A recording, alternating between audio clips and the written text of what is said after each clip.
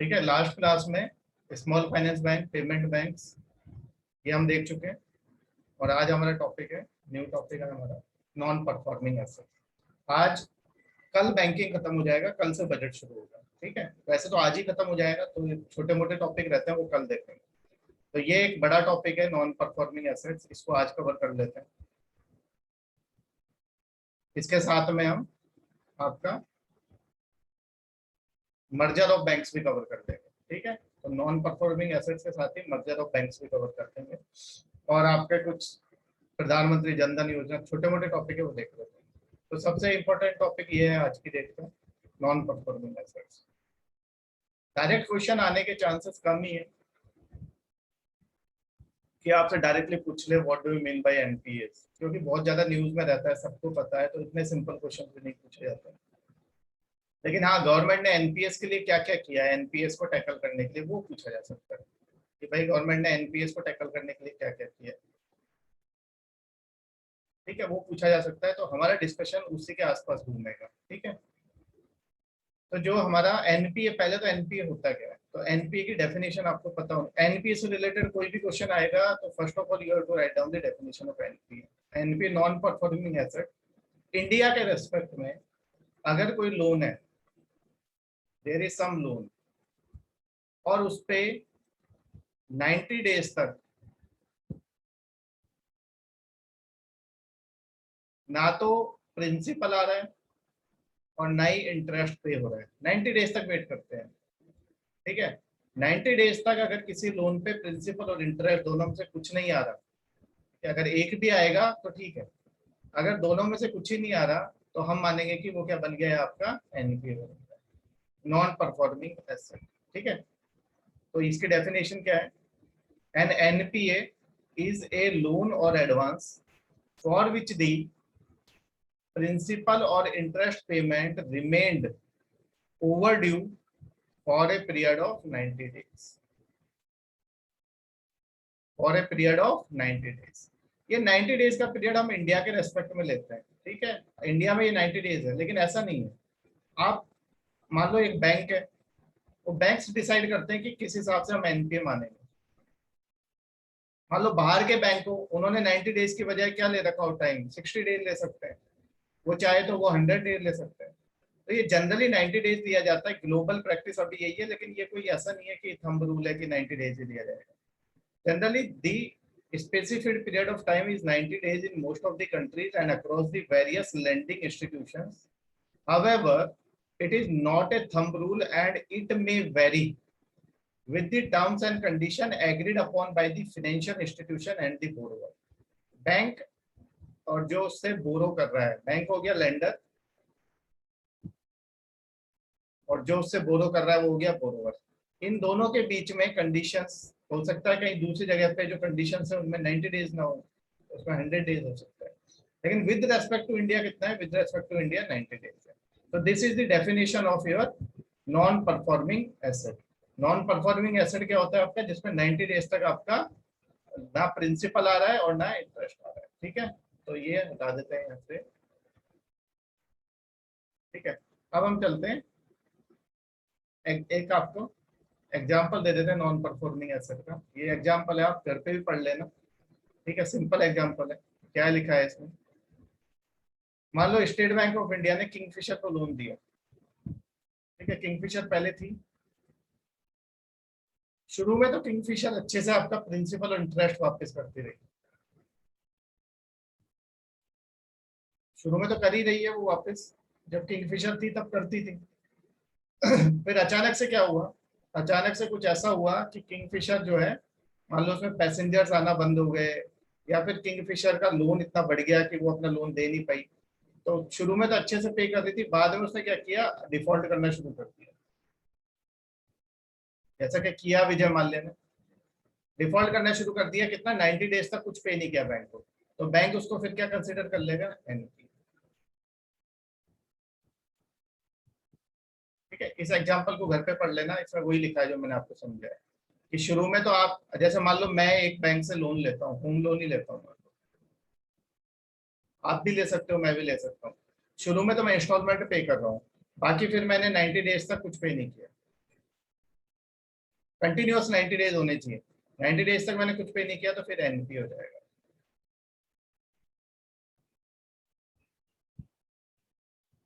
फिर बैंक आपको नोटिस भेज सकता है, ठीक है।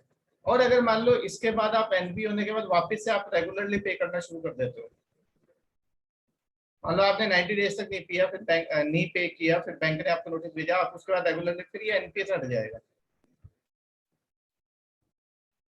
एनपीए बनने का मतलब ये नहीं है कि भाई वो परमानेंट एनपी रहेगा। अगर उसके बाद आने लग गया, मान लो मैं 90 डेज तक नहीं पे कर पाया किसी कारण से, तो उसको एनपीए मान लेंगे कि यार ये नॉन परफॉर्मिंग एसेट है, लेकिन बाद में अगर पे करने लग गया तो उसको एनपीए से हटा देंगे। जैसे आपका है, आप अगर तैयारी कर रहे हो अभी आईएएस की, या आपका जो स्टेट सर्विसेज है उसकी, आप एक साल में प्री भी नहीं निकालते हो, दूसरे साल आप प्री नहीं निकालते हो, तीसरे साल आप प्री नहीं निकालते हो, तो घर वाले आपको एनपीए समझ लेंगे कि नॉन परफॉर्मिंग एसेट।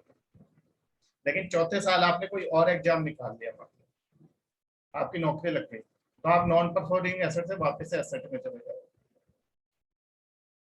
तो नॉन परफॉर्मिंग एसेट आपका वापस से एसेट में कन्वर्ट हो सकता है अगर उस पर वापस से रेगुलरली आपका इंटरेस्ट और प्रिंसिपल आने लगे, ठीक है। तो ऐसा नहीं है कि नॉन परफॉर्मिंग एसेट हमेशा नॉन परफॉर्मिंग एसेट ही रहेगा। नॉन परफॉर्मिंग एसेट आपका परफॉर्मिंग एसेट बन सकता है अगर उस पर वापस से प्रिंसिपल और इंटरेस्ट पे होने लग जाए, ठीक है।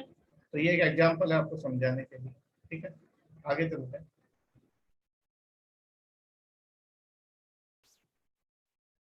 अब रिजर्व बैंक ऑफ इंडिया ने क्या डेफिनेशन दी है, ठीक है। रिजर्व बैंक ऑफ इंडिया में वही डेफिनेशन दी है जो मैंने अभी आपको सिखाया समझाया, ठीक है। NPA's definition by Reserve Bank of India: an assets become non-performing when it ceases to generate income for the bank। ठीक है, बैंक का तो लिए, बैंक के लिए क्या होता है, एसेट्स, लोन्स एसेट्स होते हैं बैंक के। बैंक के लिए आपके लोन्स क्या होते हैं, एसेट्स होते हैं भाई। आप अपने घर वालों के लिए एसेट्स हो, अभी आपको पढ़ा रहे लिखा रहे हैं, क्यों, क्योंकि आप उनके लिए एसेट्स हो। अब आप अगर गलत आदतों में पड़ जाओ, ठीक है, पढ़ना लिखना छोड़ दो इधर उधर, ठीक है, आप सपने देखते रहो बस कुछ ना करूं, फिर आपकी उम्र निकल जाए, तो आप एसेट से नॉन परफॉर्मिंग एसेट बन जाओ। ऐसे ही बैंक्स के लिए लोन्स होते हैं। अगर लोन्स में 90 डेज तक कुछ नहीं आ रहा, तो फिर वो क्या, उसके लिए इनकम जनरेट करना बंद कर देता है, तो हम मान लेते हैं वो एनपी बन गया, ठीक है। तो ये डेफिनेशन वही है जो मैंने अभी आपको समझाया, ठीक है। इनकम जनरेट करना बंद कर दे और 90 डेज तक ना प्रिंसिपल आए ना इंटरेस्ट का, ठीक है। 90 डेज वाला टर्म्स हम लेते हैं, ठीक है।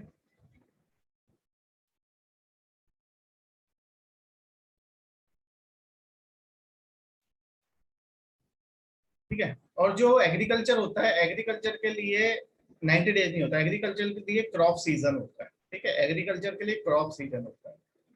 जैसे मान लो मैंने एग्रीकल्चर लोन लिया,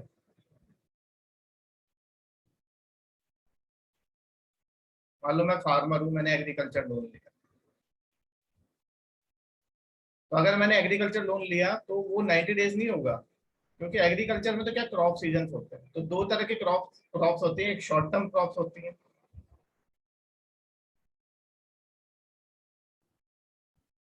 जिनका, ठीक है, जिनका टाइम पीरियड कितना होता है, 6 महीने से कम, ठीक है। एक लॉन्ग टर्म क्रॉप्स होती है, 1 साल से ज्यादा टाइम पीरियड होता है जिनका, ठीक है।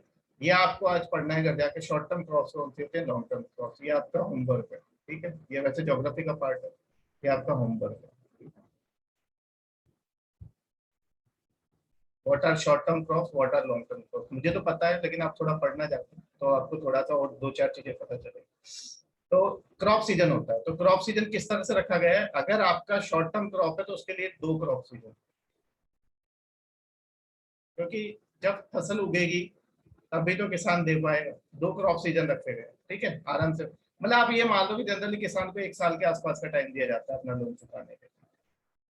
अगर 1 साल तक वो लोन 1 साल तक उसने कुछ वापस नहीं किया तो फिर उसका एनपी मानेंगे, क्योंकि दो क्रॉप सीजन शॉर्ट टर्म के लिए दे तो वो लगभग 1 साल हो गया, और एक क्रॉप सीजन आपने किसके लिए दिया है, लॉन्ग ड्यूरेशन क्रॉप्स के लिए, तो वो भी लगभग 1 साल है। तो आपको इतना याद रखना है प्रीलिम्स के लिए कि जो एग्रीकल्चर होता है उसमें 90 डेज नहीं होते, उसमें क्रॉप सीजन होता है।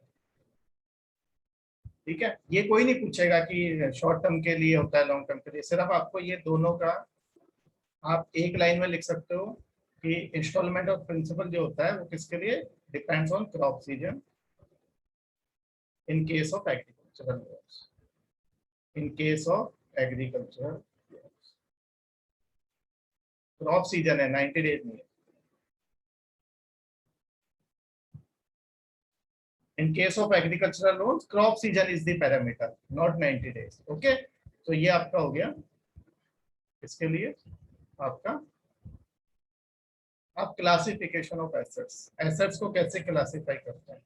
एसेट्स आपको पता है, जैसे आपके घर में भी होता होगा ना, मान लो आपके घर में 4 भाई बहन हो, दो भाई, ठीक है, 2 ब्रदर्स 2 सिस्टर, चारों तो बराबर नहीं हो सकते, हाथ की 4-5 उंगलियां तो बराबर होती नहीं है, तो आपके घर वाले आपको क्लासिफाई करके रखते होंगे, ठीक है, उसी हिसाब से आपके लिए तैयारी करते हैं कि एक एकदम निकम्मा है तो इसको बिजनेस आगे कराना है तो इसके लिए पैसा जोड़ के रखना पड़ेगा, ये दोनों लड़के इंटेलिजेंट है, एक डॉक्टर बन जाएगी, एक इंजीनियर बन जाएगी, तो इनके लिए चिंता करने की जरूरत नहीं, तो आपको एसेट्स में क्लासिफाई करके रखते हैं,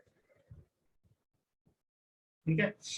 आप भी अपने घर वालों को एसेट्स में क्लासिफाई करके रखते हो, पापा हैं तो पापा क्या है, पैसा जब भी चाहिए पापा से चाहिए, ठीक है, कहीं जाने की परमिशन चाहिए तो मम्मी से लो, ठीक है, तो हर जगह पे क्लासिफिकेशन होता है, तो एसेट्स का भी क्लासिफिकेशन है, जो लोन्स है, जो बैंक के लोन्स हैं उनका क्लासिफिकेशन, ठीक है, वो क्लासिफिकेशन किस बेसिस पे है कि वो कितना कमा के दे रहा है। अगर कोई भी लोन है वो उसको रेगुलर इनकम दे रहा है, रेगुलर इनकम, जैसे मैंने लिया हुआ है लोन, मान लो मैं रेगुलरली पे कर रहा हूँ अपना इंटरेस्ट और प्रिंसिपल, रेगुलर इनकम, अगर रेगुलर इनकम मिल रहा है तो वो है स्टैंडर्ड एसेट, रेगुलरली हर महीने उसको प्रिंसिपल प्लस इंटरेस्ट दोनों मिलते हैं, ठीक है। तो अगर आप, जो प्राइम बोरोवर्स होते हैं वो ऐसा ही करते हैं, वो हर महीने पे करते हैं, इसलिए उनको प्राइम बोरोवर्स कहते हैं, मतलब जो भी टाइम पीरियड एग्रीड होता है हर महीने इंस्टॉलमेंट आती है तो प्राइम बोरोवर्स है। नॉन परफॉर्मिंग एसेट्स वो हैं जो आपके 90 डेज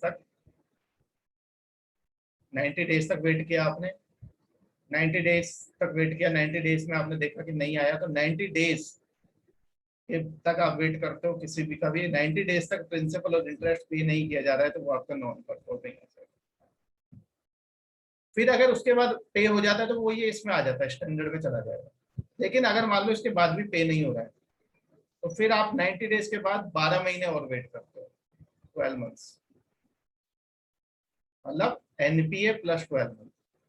अगर एनपीए बन गया, एनपीए बनने के बाद 1 साल तक और वेट करते हो, एनपीए बनने के बाद अगर 1 साल तक और नहीं आया तो वो सब स्टैंडर्ड एसेट, ठीक है। फिर आप उसके बाद फिर वेट करते हो 90 प्लस 12 मंथ्स प्लस 12 मंथ्स, यानी कोई चीज आपकी सब स्टैंडर्ड एसेट बन गई, सब स्टैंडर्ड एसेट है ना ये, सब स्टैंडर्ड एसेट बनने के बाद भी 12 महीने और वेट करते हो, अगर नहीं आया कुछ भी तो वो डाउटफुल एसेट, वो फिर डाउटफुल एसेट। जैसे आपके घर वाले भी करते हैं ना, 1 साल आपको दिया तैयारी के लिए, फिर 2 साल दी, फिर 3 साल, फिर चौथे साल में घर वाले बोल देते हैं कि अब ये डाउटफुल हो गया, ठीक है, डाउटफुल। और इसके बाद भी ये 12 महीने हो गए, इसके बाद इसको फिर लॉस एसेट में डाल दिया जाता है, वैसे इसके बाद फिर आपको लॉस एसेट में डाल दिया जाएगा कि अब ये किसी काम का नहीं, ठीक है। तो 5 तरह से हम क्लासिफाई कर सकते हैं, स्टैंडर्ड जिसपे रेगुलरली मिल रहा है, एनपीए 90 डेज तक कुछ नहीं आया, सब standard NPA plus 12 month, doubtful asset सब स्टैंडर्ड एसेट प्लस 12 मंथ, और उसके बाद फिर वो लॉस एसेट में कन्वर्ट हो जाता है, ठीक है। क्लियर है, इसका स्क्रीनशॉट ले लो, हटा देते हैं इसको,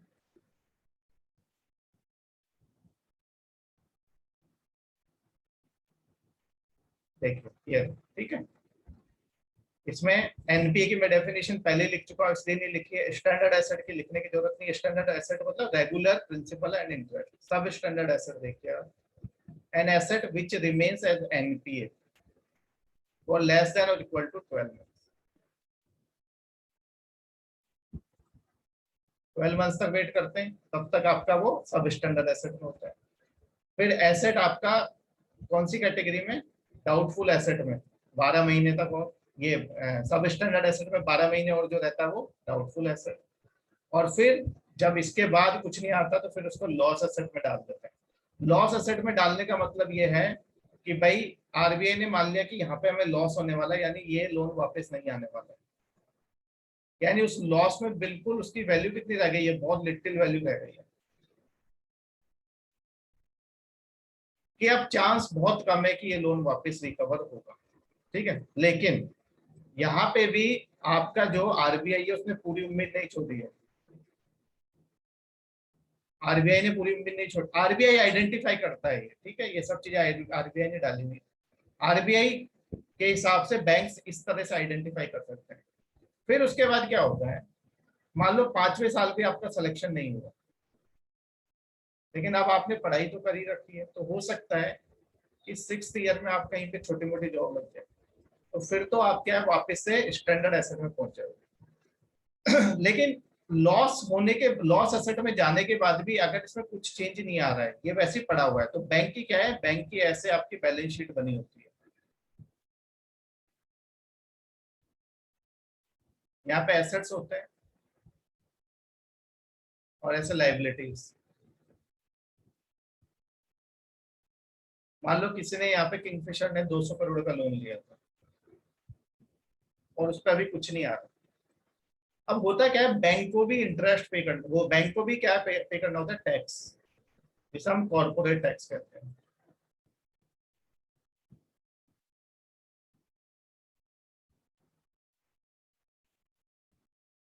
तो बैंक टैक्स किस पे करेगा, ये जो वो कमा रहा है। अब यार 200 करोड़ उसकी कमाई में दिखाई दे रहा है भाई, यानी 200 करोड़ पे जो इंटरेस्ट आएगा, प्रिंसिपल आएगा, वो उसकी कमाई में दिखाई दे रहा है, लेकिन वो कमा तो इस पे कुछ रहा ही नहीं है, लेकिन उसको इस पे क्या देना पड़ रहा है, टैक्स देना पड़ रहा है। मतलब कमा रहे नहीं, ऊपर से टैक्स देना पड़ रहा है, तो ये गलत चीज है ना। तो जब कोई चीज लॉस एसेट बन जाती है तो फिर उसको यहां से निकाल देते हैं, कहां से, एसेट से। एसेट से निकाल के उसको साइड में रख देते हैं इधर पे। ठीक है, साइड में क्यों रख देते हैं, ताकि ये एसेट्स में रिफ्लेक्ट ना हो। तो जब इस लॉस को साइड में रख देंगे उसको कहते हैं राइट ऑफ।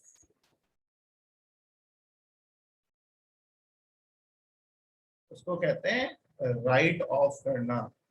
किसी भी लोन को राइट ऑफ करने का मतलब ये है कि बैंक अब ये मान चुका है कि इसको रिकवर करना बहुत मुश्किल है, पहले वो लॉस एसेट बनता है, उसके बाद वो राइट ऑफ करता है, और राइट ऑफ करने की परमिशन आपका आरबीआई देता है।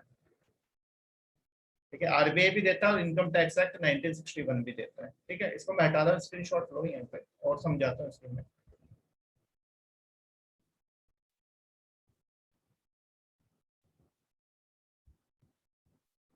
लॉस बना,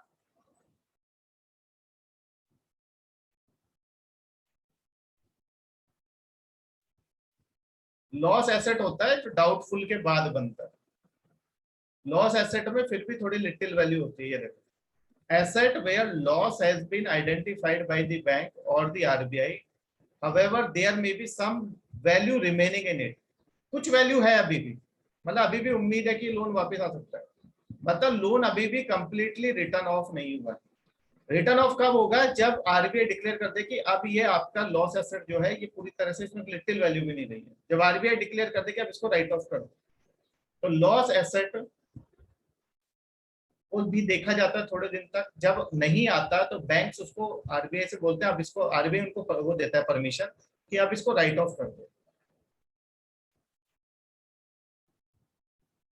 राइट ऑफ करने का मतलब ये है, जैसे आपका कोई पर्सन है वेंटिलेटर पे जाता है,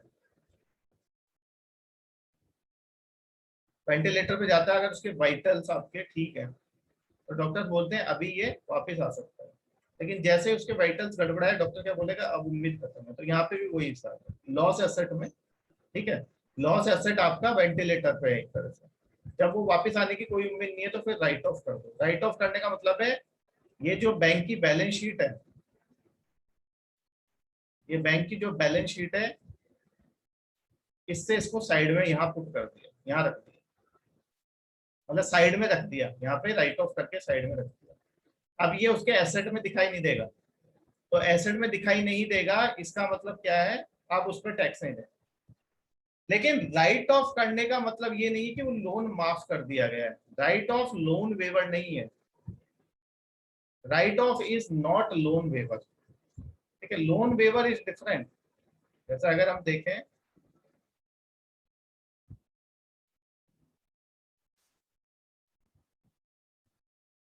यहाँ पे देखें, इसको हटाते हैं।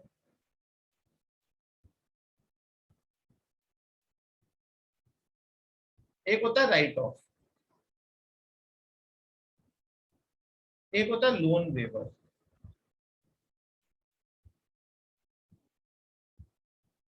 राइट ऑफ का मतलब है for the time being.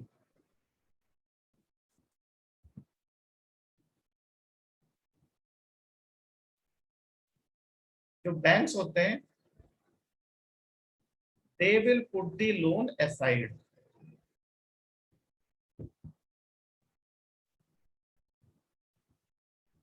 But they have the right to recover it.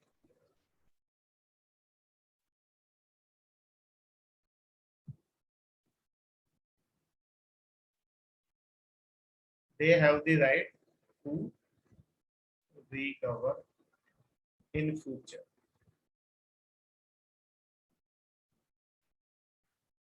अभी साइड में रख दिया, ठीक है। जैसे आपसे किसी दोस्त ने 3 लाख रुपए उधार लिया, उसने नहीं दिया, मान लो उसके पास है ही नहीं है, वो मान लो कल की डेट में उसकी जॉब लग जाती है, तो फिर आप उसको जाके बोलोगे ना भाई दे मेरे पैसे। ऐसा ही यहाँ पे, मान लो किंगफिशर एयरलाइंस अभी डूबी हुई है, कल की डेट में किंगफिशर वापस से उभर आती है, अच्छी हो जाती है, कमाई करने लग जाती है, तो बैंक फिर से इसको नोटिस भेजेगा कि भाई जो लोन हमने राइट ऑफ किया हुआ है वो वाला लोन, मतलब लोन को वो भुला नहीं है बैंक, याद है उसको।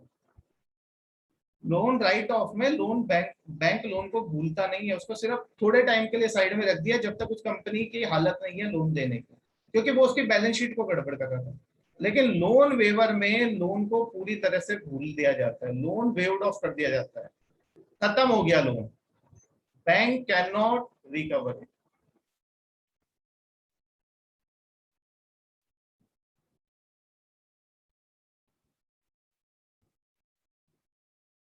जैसे आपके बहुत बार फार्मर्स के लोन वेव ऑफ किए जाते हैं, तो एग्रीकल्चर लोन किए जाते हैं ना, फार्मर्स के लोन वेव ऑफ।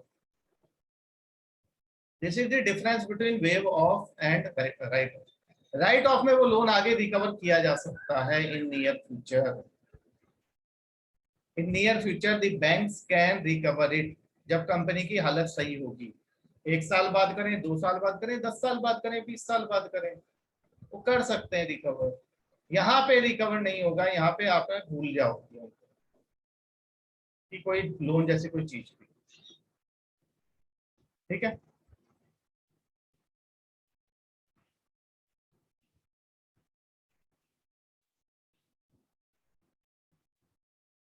यार आप कैसे सवाल पूछते हो, इसका कोई लॉजिक नहीं है अपने इससे, अपने सिलेबस से।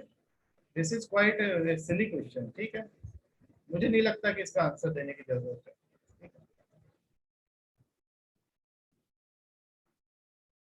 ठीक है, तो loan waiver and write off, okay, ये भी ज्यादा है, आपको इतना डिटेल में नहीं पूछता है कोई भी पेपर में, ठीक है। पढ़ो उतना ही जितना आपके काम का है, पीएचडी नहीं करनी है, मैंने आपको पहले ही बोला। मैं चाहूँ तो मैं आपको राइट ऑफ पे पूरा दिन पढ़ा सकता हूँ, क्या मतलब है उसका, कुछ नहीं है। हाइपोथेटिकल क्वेश्चंस फ्रेम नहीं करिए, ठीक है। अगर करना है तो करिए, दिमाग में रखिए। आप हाइपोथेटिकल क्वेश्चन मैं फ्रेम करने लग जाऊँ, आपसे पूछने लग जाऊँ, आप एक का भी जवाब नहीं दे पाओगे, ठीक है। अब मैं आपको हाइपोथेटिकल क्वेश्चन का एक का जवाब दूंगा, you will ask other hypothetical question, ठीक है। तो राइट ऑफ और लोन वेवर में this is the difference, okay. ये आपको पता होना चाहिए, ठीक है। इतना तो बेसिक आपको क्लियर होना चाहिए। So this is your loan right of and your loss assets, ये सारी चीजें अब आपको क्लियर हो गई, ठीक है। ये सारी आपको क्लियर होनी चाहिए, ये पेपर में कई बार ये पूछ लेते हैं, ठीक है। अब की facts about India's NPA proper, ठीक है। कुछ की फैक्ट्स हैं जो आपको पता होने चाहिए। आज की डेट में अगर हम देखें तो 11.5% जितने लोन दिए गए उसमें से 11.5% के आसपास एनपीए। आपसे पेपर में कभी कोई नहीं पूछेगा कितना परसेंट एनपीए, कभी ऑब्जेक्टिव में क्वेश्चन नहीं आएगा क्योंकि चेंज होता रहता है। बस आपको एक अप्रोक्सीमेटली आइडिया होना चाहिए कि पहले आपका 9.5% था, अब आपका 11.5% है। और इसके पीछे पूरा रीजन क्या है आपका? 2008-9 का फाइनेंशियल क्राइसिस, उसकी वजह से ये सारा खेल हुआ है। मैं आपको पहले ही बता चुका हूँ, उसकी वजह से सारे आपके देशों में प्रॉब्लम हुई है। ठीक है, जो आपका ग्रीस क्राइसिस, ठीक है, जर्मनी में प्रॉब्लम हुई, ये सब इसकी वजह से 2008 में, क्योंकि सारे आपके तार जुड़े हुए हैं इकोनॉमी के। ऐसा नहीं कि अमेरिका की इकोनॉमी में स्लो डाउन आएगा तो इंडिया के में नहीं आएगा, चाइना के में आएगा तो इंडिया के में नहीं आएगा। सारे के सारे तार आपके जुड़े हुए हैं। ओके,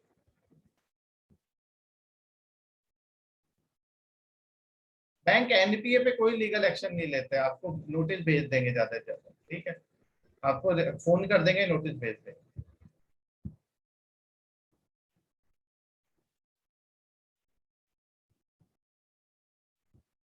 नहीं, एसेट्स आर नेवर क्रिमिनल्स ना, मैंने पहले ही बोला था एसेट्स आर नॉट क्रिमिनल। वही गलती हम करते हैं ना, हम एसेट्स को भी क्रिमिनल मान लेते हैं। एसेट्स ट्रांसफर कर देने चाहिए। पता है, इसलिए इंडिया में लोग डिफॉल्ट करते हैं क्योंकि इंडिया में क्या है, लोगों का है ना, जो कहते हैं ना कॉन्शियंस, वही मर गई है। उन पे कोई ज्यादा एक्शन नहीं लिया जाता है। उनकी कंपनी को मतलब किंगफिशर पे भी जो एक्शन लिया गया, कितने सालों के बाद जाके उसको सीज किया गया है। वो कब से लोन, मतलब जैसे जब आपका किंगफिशर का किसी टाइम पे जब 50 करोड़ का लोन था, तब उसको बैंक नोटिस भेजते थे। 50 करोड़ से बढ़ते बढ़ते 500 करोड़।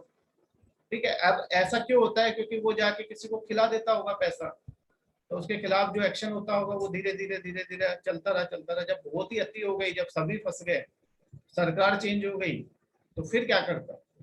तो ऐसा होता है ना कई बार कि आपका 50 करोड़ से शुरू हुआ, अगर उसी समय उसको संभाल लिया जाता, अगर सिस्टम हमारा सही होता, जैसे अब आपका इंसॉल्वेंसी एंड बैंक्रप्सी कोड है, वो अच्छा कोड है, वो यही करता है।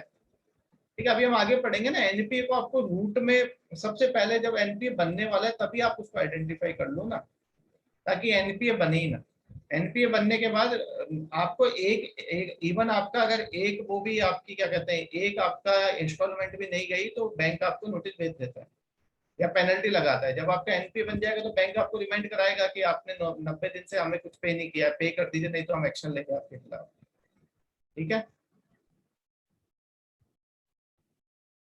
नहीं, विजय माल्या कैसे चुका देता लोन?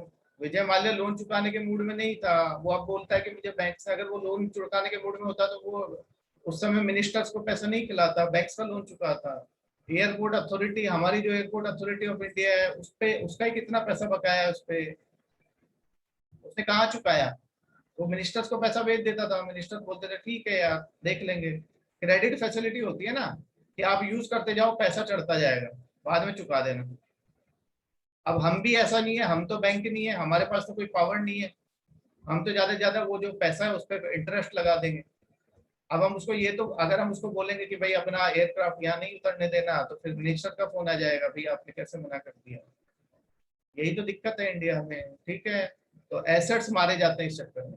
जो हवाई जहाज है, जो एयरक्राफ्ट है, एयरक्राफ्ट कोई आपका क्रिमिनल थोड़ी ना है। हवाई जहाज तो हवाई जहाज है, मैं उसको, मैं मालिक हूँ, आप मालिक हो, कोई भी मालिक है, अगर मैं उसको ऑपरेट कर रहा हूँ वो मुझे पैसा कमा के देगा। इंडस्ट्री है, इंडस्ट्री तो आपकी क्या है, इंडस्ट्री एसेट है। ठीक है, अब आप देख लो एसआर कॉलेज है, जैसे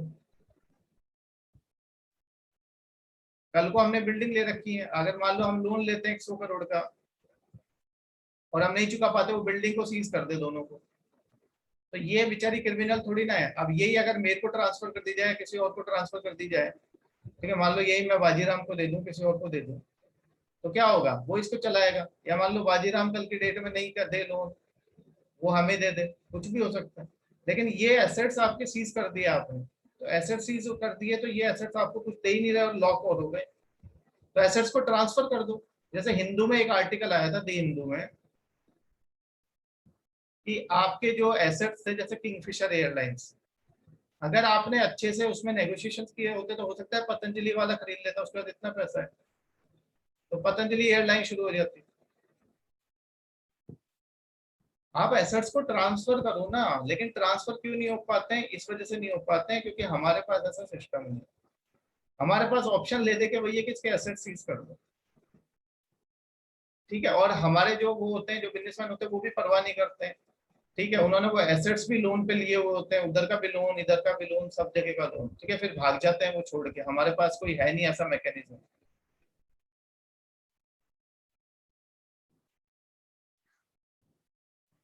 एनपीए पर सीज नहीं करता है मुशारत, एनपीए पर नोटिस भेजता है उसको कि आपका एनपीए बन गया है, इस पे आप लोन वापस करिए अपना, ठीक है। उसके बाद अगर वो चुका देता है तो ठीक है, नहीं तो फिर बाद में एक्शन लेता है। एनपीए बनते ही सीज नहीं कर देता है, ठीक है। एक 90 दिन में सीज नहीं कर देगा, वो वेट करता है, ठीक है। 90 दिन में थोड़ा दिन तक वेट करता है, उसको नोटिस देता है, नहीं मानता वो तो फिर उसके बाद सीज कर सकता है। वो बैंक पे डिपेंड करता है, बैंक 90 दिन के बाद सीज करता है, 1 साल के बाद सीज करता है, कब सीज करना चाहिए, ठीक है। तो वो बैंक के पास पावर है सरफाई एक्ट करना। 90 डेज होते हैं, उसको लगता है कि नहीं बेच नहीं देगा ये। अब आप एक बात सोचो, अब मैं ऐसे 90 दिन होते ही सीज करने लग जाऊं सारे एसेट्स, पहले थोड़ा सा क्या होता है, नेगोशिएशन चलता है, बातचीत होती है। आप तो ऐसे ही सीधे हथियार उठा के खड़े हो गए, किसी ने आपको बोल दिया तू कौन है, तू कौन बोलते तलवार निकाल लिया आपने या बंदूक निकाल ली, गोली मार दी। ऐसे नहीं होता, पहले नेगोशिएशन होते हैं। 90 दिन होते हैं, अगर मैं सीज करने लग जाऊंगा सबको तो पूरी इकोनॉमी बंद हो जाएगी। 90 दिन होते ही ये पता चल जाता है कि एनपीए बन गया, अब इसको एक्शन लेने की जरूरत है ना। बैंक के पास इतनी मैन पावर है कि वो जाके सीज करता फिरेगा। 90 दिन के बाद उसको नोटिस दिया जाता है, भाई तुम अपना लोन लोन कुछ चुकाओ, ठीक है। फिर वो कहता है ठीक है मैं इतने दिन में चुका दूंगा, 1 महीना दे दो, 2 महीना दे दो, 3 महीना दे दो, ठीक है, वो चुका देता है। उसके बाद भी नहीं चुका तो उसको वापस नोटिस दिया जाता है। कम से कम आप 2 3 बार तो नोटिस दोगे उसको। ऐसा थोड़ी ना एक बार नोटिस देके आपने खत्म कर दिया। आप सरकारी नौकरी में हो और अगर आप नौकरी छोड़ के बैठ जाते हो तो भी आपको 3 नोटिस दिए जाते हैं, बेटा ज्वाइन कर लो, बेटा ज्वाइन कर लो, बेटा ज्वाइन कर लो। 2 2 महीने पे नोटिस दिए जाएंगे या 1 1 महीने, ठीक है। हाँ, इकोनॉमिक सर्वे ने देखो, एसेट्स कभी क्रिमिनल होते ही नहीं है। एक बच्चा जो पढ़ता नहीं है, ठीक है, वो भी आपका क्रिमिनल नहीं है, एसेट है वो भी। अब उसको अगर टीचर ही घटिया मिल गया, ये भी तो होता है बहुत बार। बच्चा बेचारा, उसको समझ नहीं आ रहा है, क्यों नहीं आ रहा? क्योंकि टीचर समझा नहीं पा रहा है। वो इंटेलिजेंट है लेकिन उसको समझ नहीं आ रहा है, या फिर उसने सब्जेक्ट गलत पकड़ लिया। तो सबका, या फिर मान लो उसका पढ़ाई में ध्यान ना हो सकता, उसका वो किसी स्पोर्ट्स में अच्छा हो, या हो सकता है स्पोर्ट्स में अच्छा नहीं, किसी एक्स्ट्रा करिकुलर एक्टिविटीज में अच्छा हो, अच्छा आर्टिस्ट हो, अच्छा पेंटर हो, अच्छा गिटारिस्ट हो, अच्छा म्यूजिशियन हो, अच्छा सिंगर हो। तो सब एसेट्स जो होते हैं, एसेट्स तो एसेट्स है ना भाई, how you use them that matters. उनको एक राह दिखानी होती है। तो एयरलाइंस जो है, एयरलाइंस में एयरक्राफ्ट सारे एसेट्स हैं। अगर आपने वही हवाई जहाज, 600 करोड़ के हवाई जहाज आते हैं, वो आपने हवाई जहाज क्या है, जंग खा रही है उनको, चूहों ने अपना घर बना लिया है, वो खराब हो जाएंगे, उनको मेंटेन भी नहीं किया जा सकता बाद में। डर, क्योंकि सेफ्टी इतनी ज्यादा होनी चाहिए, अगर पड़ा रह गया तो डीजीसी अलाउ नहीं करेगी उनको हवा में उड़ने के लिए। जो आपकी कंट्रोलिंग अथॉरिटी होती है, directorate general of civil aviation, DGC है, directorate general of civil aviation. वो सेफ्टी देखती है, ये सेफ्टी देखती है कि भाई सेफ है क्या आपका एयरक्राफ्ट। अगर 2 3 साल से पड़ा है, उसको चूहे खा रहे हैं, तो फिर वो सेफ है क्या? वो तो कहीं कहीं से आपका कभी हवा में जाते बिखर गया, पता चला 25 टुकड़े हो गए। तो जो एसेट्स है उनको अगर आप पटक के रख दोगे तो वो तो खराब होने ही है, ठीक है। तो एसेट्स आर नेवर क्रिमिनल, ठीक है। एसेट्स आर नॉट क्रिमिनल, ठीक है। मेरे मैथ्स के टीचर तो बहुत अच्छे थे, ठीक है। हाँ ठीक है, बच्चे लिखते हैं उसमें, मुझे ना आता। ठीक है चलो, की फैक्ट्स देख लेते हैं। इतना इंपॉर्टेंट नहीं है की फैक्ट्स, पेपर में नहीं पूछेगा, लेकिन थोड़ा सा पता होना चाहिए क्या है इनकी। टाइम क्या हो, आज खत्म करना है भाई ये टॉपिक, ठीक है। कल से बजट शुरू कर देंगे और थोड़ा बहुत इस पे छुटपुट टॉपिक रहेंगे, वो बीच में कवर हो जाएगा। आज मर्जर होना चाहिए और ये कंक्लूजन। देखो कब से डिटोरेट हुई है, 2011 से। क्यों? क्योंकि 2008 9 में जो क्राइसिस आया था, वो 8 9 में शुरू हुआ वहां से, और उसने हम पे इम्पैक्ट कब डाला, 2011। क्यों? क्योंकि 8 9 में जब क्राइसिस आया तो हुआ क्या, उन्होंने अपना पैसा कहाँ इन्वेस्ट करना शुरू कर दिया, डेवलपिंग इकोनॉमीज में। क्योंकि अमेरिका तो बर्बाद हो चुकी थी वहां की इकोनॉमीज, तो डेवलपिंग इकोनॉमीज में उसने इन्वेस्ट करना शुरू कर दिया। तो हमारे यहाँ पे क्या है, पैसा आया, लेकिन क्या हुआ, जब आपका वहां की कंडीशन थोड़ी सी इंप्रूव हुई 2011 में, तो सारा पैसा यहाँ से निकाल दिया गया। सारा पैसा निकाल लिया गया तो शेयर मार्केट कोलैप्स कर गया, साथ में आपके बैंक्स जो थे, कंपनीज कोलैप्स कर गई, बैंक्स को लोन वापस नहीं कर पाई। इसलिए हमारे यहाँ पे 2011 से शुरू हुआ ज्यादा, जो बहुत तेजी से जिसमें इम्पैक्ट हुआ। ठीक है, तो उस समय 9.5% था 2015-16 में, आज की डेट में 11.5% है। ठीक है, ये देखो ये लिखा है कमिंग ईयर्स में इतना है। ज्यादातर लोन्स जो आपको दिए गए थे वो कब दिए गए थे, 2004 से लेकर 2008 तक। मैंने आपको पहले ही बताया उस समय बूम पीरियड चल रहा था। हमने 1991 में अपनी इकोनॉमी को एलपीजी रिफॉर्म्स लिए थे, फिर 2000 में जाके हमने उसमें और ओपन किया उसको। इस वजह से 2004-2008 में बूम पीरियड चल रहा था। आपने काउंटर साइक्लिक कैपिटल बफर पढ़ा है मेरी क्लास में, ये वाला पीरियड चल रहा था। तो इस पीरियड में जम के लोन दिए गए 2004 से, इसकी परवाही नहीं की गई कि ये वाला टाइम भी आएगा। तो जब ये वाला टाइम आया उस समय पैसा ही नहीं था बैंक्स के पास देने के लिए, तो जो कंपनी डूबी वो लोन भी नहीं दे पा रही, उनको नए लोन चाहिए, वो नए लोन भी नहीं मिल रहे, तो इकोनॉमी आपकी एकदम से स्लो डाउन हो ही जाएगी। मैं आपको पहले ही बता चुका हूँ, इस पीरियड में अगर आपने लोन सारे दे दिए तो जब आपका ये बस्ट पीरियड आएगा उसके लिए आपने कुछ बचाया ही नहीं। ठीक है, तो most of the loans were made during the boom period of 2004-2000। The banks inspired by the boom kept on lending, वही मैंने आपको बोला, विदाउट इंस्पेक्टिंग द प्रोजेक्ट के बारे में भी नहीं सोचा कि आगे जाके फेल हो सकते हैं, कुछ भी हो सकता है। और जब ग्लोबल क्राइसिस हुआ 2008-9 में, the project becomes unviable and losses started to happen. Unviable मतलब अब आपके पास पैसा ही नहीं है। जैसे मान लो मैं एक रोड बना रहा हूँ या मैंने कोई एक इंडस्ट्री लगाई, एनोटेट मत करो भाई अनमोल।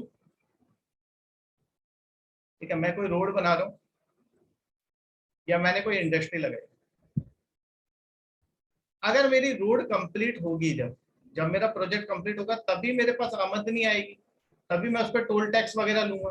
ठीक है,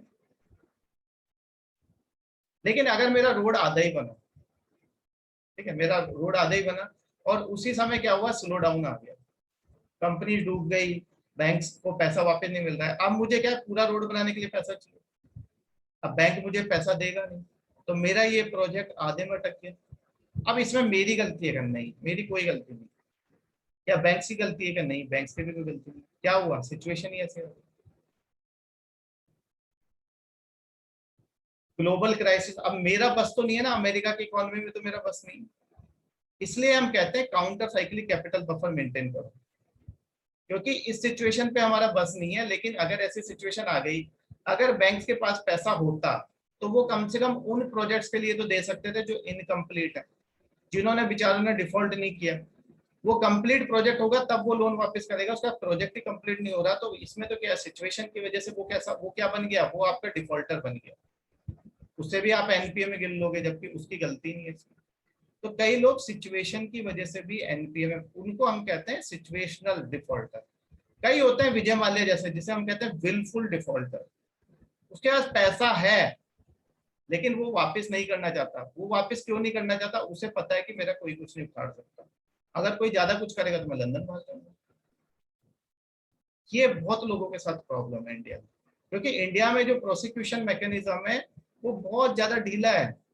इस वजह से लोग क्या है, उसका फायदा उठाते हैं, लूप होल्स का फायदा उठाते हैं। ठीक है, क्लियर? तो ये आपका देखो, in India, most of the defaulters in recent year are not the small retail borrowers. मेरे जैसे नहीं है, हम तो लोन टाइम पे वापस करते हैं, क्योंकि हमारा लोन छोटा है। हम अगर उसको वापस नहीं करेंगे तो हमारे लोन किस पे, घर पे, कार पे या दुकान पे, हमें पता है कि ये हमारा क्या है, सस्टेन करने के लिए हमें इनकी जरूरत है, तो हम तो लोन वापस करते हैं। लार्ज बोरोवर्स हैं डिफॉल्टर और कॉर्पोरेट हाउसेज, जिन्होंने बहुत पैसा लेके उल्टे सीधे आपके बिजनेस शुरू कर लिए, बाद में वो बिजनेस नहीं चला तो लोन नहीं दिया, लोन नहीं दिया तो फिर क्या किया, ब्राइब पहुंचा दी थोड़ी सी मिनिस्टर को कि भाई ये बैंक को बोल देना मेरे को थोड़ा टाइम और दे दे। ऐसे टाइम लेते लेते लेते लेते वो लोन पे लोन बनता गया, नए लोन लेते गए। और तो ये जो डिफॉल्टर्स है ये बड़े डिफॉल्टर्स है, और वो क्यों नहीं डरते, क्योंकि उन्हें पता है कि यहाँ पे हमें कुछ सजा होनी नहीं है। ठीक है, वीक प्रोसिक्यूशन मैकेनिज्म है, उनको सब पता है सिस्टम का कि कितना करप्शन है। ठीक है, अक्रॉस द वर्ल्ड, जबकि वर्ल्ड में उल्टा है। बाहर जाके देखो आप, तो बाहर ऐसा नहीं है, बाहर उनका अलग, उनका उनमें कॉन्शियस है, उनको लगता है कि अगर हमने डिफॉल्ट किया तो हमारी इमेज खराब हो जाएगी, हमारी कंट्री की इमेज खराब हो जाएगी। वो लोग सोचते हैं, हमारे वाले नहीं सोचते। Across the world when a borrower defaults irrespective of how big he is, the borrower has to make sacrifices if he defaults. ठीक है, उसकी उसका सब कुछ तुरंत वो करके सीज करके और बेच दिया जाता है, उसको कोई मौका नहीं दिया जाता है। साथ में उसको सीज करने के बाद भी उसको या तो जेल भेज देंगे, उसको बहुत मतलब उसकी सारी इमेज खराब हो जाती है। Sacrifices can be in terms of asset confiscation, taking over of firms, etc.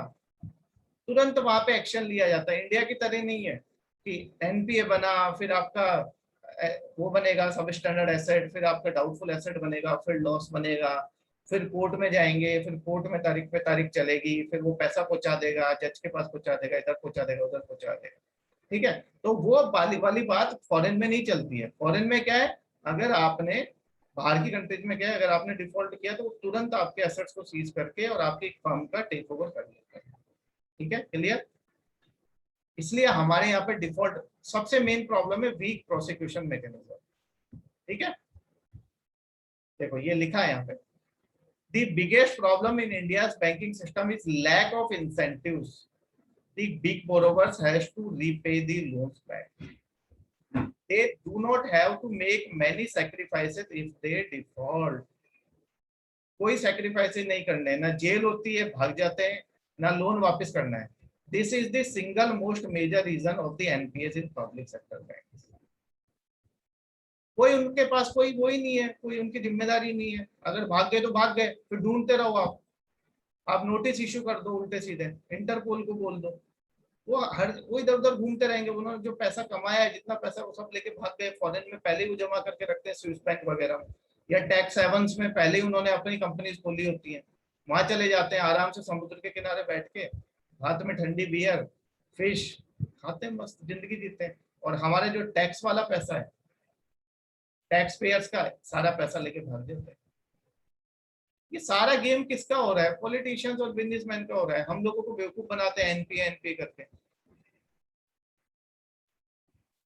हमें नहीं समझ आता है क्या, ये फालतू की चीजें हैं। एनपीए में आपको पढ़ा तो रहा हूँ, लेकिन एनपीए बने किसकी गलती से? इनकी गलती से बने।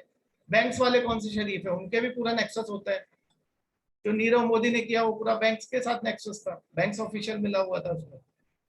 ठीक है, तो ये पैसा किसका जा रहा है? हमारा जा रहा है। मेरा हर महीने 21, मतलब इस महीने देखो आप 25,000 टैक्स कटा है मेरा। एक प्राइवेट वाले की सैलरी होती है बेचारे, 25,000 टैक्स कटता है मेरा हर महीने। आप सोचो ये पैसा कहाँ जा रहा है? ये ऐसे लोगों के पास जा रहा है। मुझे क्या मिल रहा है? मुझे कुछ नहीं मिल रहा। साल का आप देखो तो 25,000 के हिसाब से 3 लाख होता है। 3 लाख मेरा टैक्स में काट रहा है।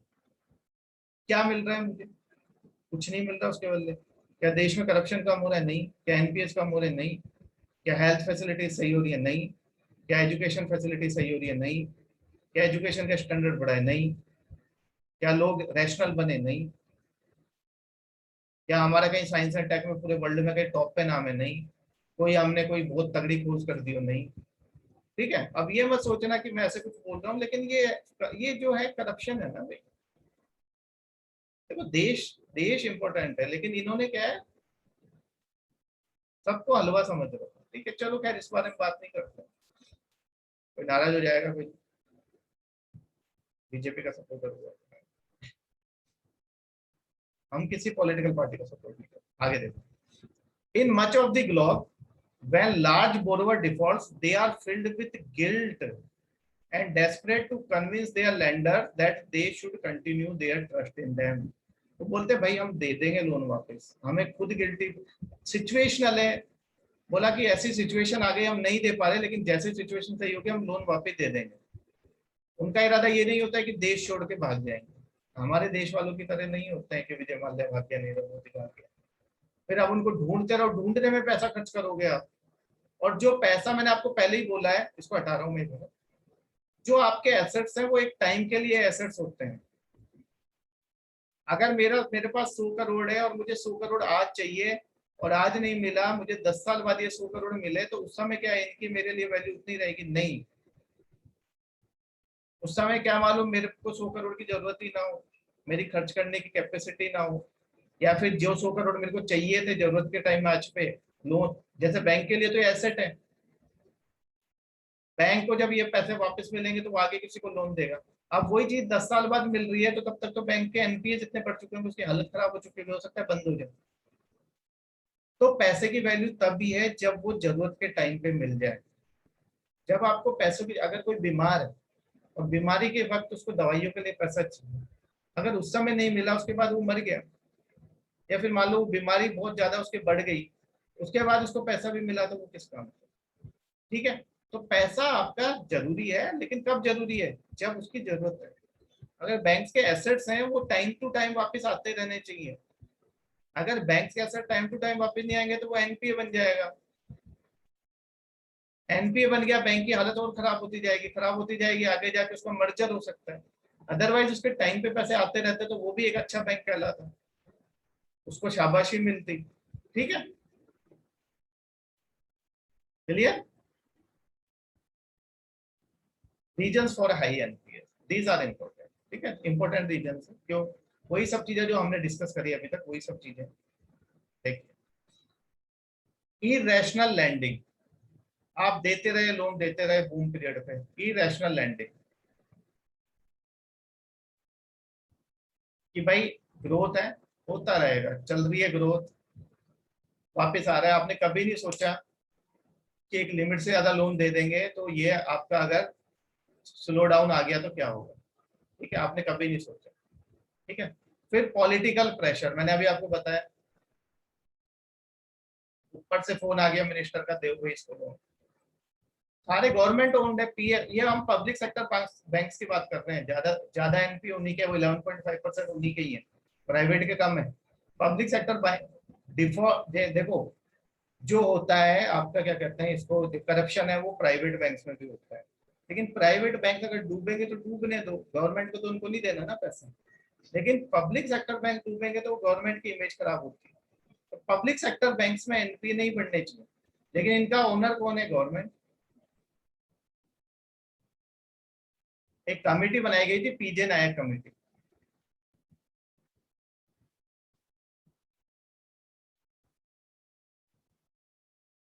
पीजे नायक कमेटी ने क्या बोला था कि ये जो पब्लिक सेक्टर बैंक है इनका ओनर गवर्नमेंट है, लेकिन गवर्नमेंट को ये अपनी ओनरशिप डाइल्यूट कर देनी चाहिए।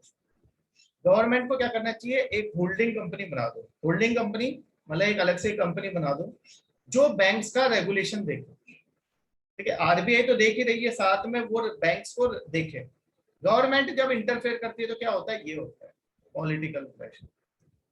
और जो होल्डिंग कंपनी होगी उसमें कोई पॉलिटिशियन होगा नहीं, उसमें सारे एक्सपर्ट्स होंगे बैंक वाले, वो देखेंगे भी कि बैंक अच्छे से काम कर रहे हैं नहीं कर रहे। अभी क्या करती है गवर्नमेंट, देखती है, तो गवर्नमेंट के पास एक्सपर्टीज नहीं है, पहली बात। तो दूसरी बात, ये काम होता है पॉलिटिकल प्रेशर डालते हो आप कि भाई इसको लोन दे दो, ये हमारा दोस्त है, ये हमें इलेक्शन में फंडिंग देता है। मतलब वहां पे इलेक्शन में अगर आपको 50 करोड़ दे रहा है फंडिंग, तो दिला दो उसको 500 करोड़ का लोन। किसका पैसा है? टैक्स पेयर्स का। किसी का क्या जा रहा है? हम जैसे टैक्स पेयर देते रहे पैसे, 25,000 दे रहे हैं, कल को 30,000 भी देंगे। ठीक है, फिर slow down in global economy, वो तो हम देख ही चुके हैं 2008-9 में। ठीक है, इन एफिशिएंट लीगल सिस्टम, बहुत, मैंने आपको पहले ही बताया हमारा यहाँ का लीगल सिस्टम कैसा है, इनएफिशिएंट है, टाइम पे एक्शन लेता नहीं है, तारीख पे तारीख चलती रहती है। ठीक है, अभी देखेंगे कुछ इंप्रूवमेंट हुआ है आईबीसी आने के बाद, इंसॉल्वेंसी एंड बैंकरप्सी कोड आने के बाद थोड़ा सा इंप्रूवमेंट हुआ है, लेकिन इतना नहीं है क्योंकि केसेस इतने ज्यादा है। फिर स्लो ग्रोथ, कुछ सेक्टर्स में क्या है, स्लो ग्रोथ इसकी वजह से, ग्लोबल इकोनॉमी में स्लो डाउन आने की वजह से। जैसे आपका मान लो स्टील सेक्टर है या एविएशन सेक्टर है, सब जगह स्लो डाउन हो गया, टूरिस्ट भी आना बंद हो गए। ठीक है, तो एविएशन सेक्टर में स्लो डाउन हो गया। ठीक है, कारें बनना बंद हो गई तो आयरन एंड स्टील में स्लो डाउन आ गया। या मान लो माइनिंग में एनवायरमेंटल क्लियरेंस नहीं मिली, माइनिंग में आपके स्लो डाउन आ गया। या इंफ्रास्ट्रक्चर, रोड बना रहे थे आप, आपको नया लोन नहीं मिला। ठीक है, तो यहाँ पे अगर आपके स्लो डाउन आ गया तो आप लोन वापस कैसे कर पाओगे? आप नहीं कर पाओगे लोन वापस। लेकिन यहाँ पे आपकी गलती नहीं है, यहाँ पे आपको मौका दिया जाना चाहिए। मुझे मान लिया बोलता है कि मुझे मौका नहीं दिया गया, लेकिन वो गलत बोलता है। यहाँ पे जो स्लो डाउन हुआ था उसके लिए उसको बहुत मौका दिया गया। अभी देखो अभी स्पाइस जेट, ये हटा रहा हूँ, इसका स्क्रीनशॉट ले लो। स्पाइस जेट, आपकी इंडिगो, आपकी गो एयर, सब पे हमारी करोड़ों की उधारी है airport authority of India. Banks की भी इन पे है, लेकिन इनको हम नहीं बोलते कि भाई तुम्हारे एसेट्स हम सीज कर देंगे। क्यों? क्योंकि ये टाइम पे थोड़ा थोड़ा वापस करते रहते हैं। अभी हमें पता है स्लो डाउन है, कोरोना की वजह से तो और बुरा हाल है। अब अगर हम इनको बंद कर दें, इनको बोल दें कि हम तो आपके हवाई जहाज को लैंड ही नहीं करने देंगे एयरपोर्ट पे, रनवे पे लैंड नहीं करने देंगे, ले जाओ खेतों में उतार दो इसको, कल को ये भी बंद हो जाएगी, ये भी बंद हो जाएगी, ये भी बंद हो जाएगी। इनके एसेट्स का क्या होगा भाई? इतने सारे, सारा आपने एक मोड ऑफ ट्रांसपोर्ट ही बंद कर दिया पूरा का पूरा। कितने लोगों की जॉब चली जाएगी, कितना इकोनॉमी को नुकसान हो जाएगा। चल रहे हैं तो चल तो रहे ना, लेकिन वो चल क्यों रहे हैं? क्योंकि वो उनमें उनका ये है दिल में कि हमें अपना लोन वापस करना है। किंगफिशर का तो मूड ही नहीं था वापस करने का, इसलिए बंद हो गई। अगर वो लोन वापस करता रहता, पॉलिटिशियन के पास पैसा नहीं पहुंचाता, थोड़ा सा अपना बिजनेस को ढंग से चलाता, इतना ज्यादा उस पर एक्स्ट्रा वैगन, वो एक्स्ट्रा वैगन जो किया उसने, इतना खर्चा किया। आप एयरक्राफ्ट खरीद क्यों रहे हो? लीज पे ले लो। फिर आपने इतने सस्ते में टिकट कर रखा था, उसमें इतनी सारी आपने फैसिलिटी दे रखी थी, क्यों? पता है बाद में भागना, ठीक है। तो ऐसी बात नहीं है, एसेट्स को आप नहीं हटा सकते ना। अब ये प्रॉब्लम है, स्लो ग्रोथ है, तो इसमें उनकी क्या गलती है? ठीक है, इकोनॉमी में स्लो डाउन आ गया तो उसकी क्या गलती है? ठीक है, ये गलत है, ये भी गलत है, इरेशनल लैंडिंग नहीं होनी चाहिए। लेकिन ये तो नेचुरल है, ये आगे तो आ गए। ठीक है, अब अमेरिका की इकोनॉमी डाउन हुई, हमारी उससे हो गई, तो इसमें हमारी क्या गलती? ठीक है, ये हमारी प्रॉब्लम है, ये प्रॉब्लम है। एफिशिएंट लीगल सिस्टम होना चाहिए आपका। ठीक है, तो कुछ आपकी क्या है प्रॉब्लम्स हैं, उनको हम देख सकते हैं कि हाँ इनकी वजह से आया है, तो उनको हम देख सकते हैं। फिर क्या हुआ आपका? Diversification of funds to unrelated business fraud, जैसा आपका नीरव मोदी करके चला गया, या आपने लिया किसी काम के लिए, ठीक है, लोन आपने लिया, जैसे किंगफिशर ने लोन लिया एयरलाइंस के लिए, और उसके बाद आपने वो लोन कहाँ डाइवर्ट कर दिया? आपने डाइवर्ट कर दिया अपनी जो उसकी ब्रीवरीज है, जहाँ वो दारू बनाता है अपनी, ठीक है, बियर फैक्ट्री के लिए, ठीक है, वहां उसकी इंडस्ट्री लगा दी। तो फिर यहाँ इसके नाम पे लोन लिया था, पैसा यहाँ आपने डाइवर्ट कर दिया, तो जब पैसा मांगेंगे तो इसी को सीज करेंगे ना, ये तो बच गई, ये भी एक प्रॉब्लम। ठीक है, उसके बाद क्या है, गवर्नमेंट ने कोई चेंज किया, मान लो गवर्नमेंट ने अपने रेगुलेशंस में कोई चेंज कर दिया हो, जैसे नई नई गवर्नमेंट आती है वो अपने रेगुलेशंस में चेंज करती है, कॉर्पोरेट टैक्स बढ़ा दे मान लो, अभी तो कम किया है, कॉर्पोरेट टैक्स बढ़ा दे, तो कॉर्पोरेट टैक्स बढ़ने से कंपनी जो है उनको कम मुनाफा होगा, तो टैक्स में ज्यादा पैसा चला गया, तो वो कैसे अपना लोन वापस कर पाएंगे? नहीं कर पाएंगे। या फिर एनवायरमेंट आपका, मान लो कि माइनिंग पे बैन लगा दे, या स्पेक्ट्रम है 2G स्पेक्ट्रम 3G स्पेक्ट्रम बहुत महंगा कर दे, तो ऐसे करके उनकी वजह से भी काफी इंपैक्ट आता है। ठीक है, लैंड एक्विजिशन लॉज वगैरह उनमें चेंज हो जाए। ठीक है, एक प्रॉब्लम है lack of moral after loan had been return off. देखो होता क्या है, अगर लोन आपने एक बार रिटर्न ऑफ कर दिया,